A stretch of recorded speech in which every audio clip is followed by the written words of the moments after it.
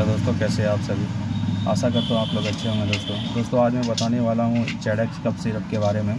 दोस्तों ZX syrup जो है बेसिकली खांसी जो है सूखा खांसी में काम करता है और इसको जो है बहुत अच्छा ही कफ सिरप है और साथ में ये एंटीबायोटिक है क्लेवम 625।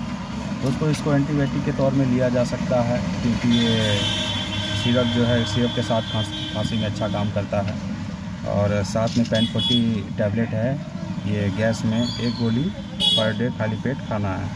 दोस्तों खाने की प्रक्रिया इसको ये है, जेडेक्स कफ सिरप को बड़े आदमी जो है जिनका एज 15 से एबव हो, 15 साल से ऊपर 10 ml सुबह शाम इसको पी सकते हैं। ज़्यादा खांसी है तो 3 टाइम पी सकते हैं। इस टैबलेट को आप ये एंटीबायोटिक में आप खाइए।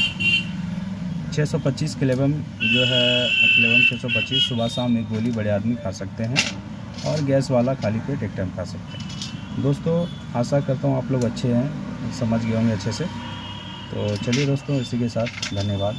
और जो है कफ सिरप बहुत अच्छा है, आपके नज़दीकी मेडिकल स्टोर में मिल जाएगा आसानी से। तो इसको जो है 10 ml बड़े आदमी पिए सुबह शाम, ठीक है।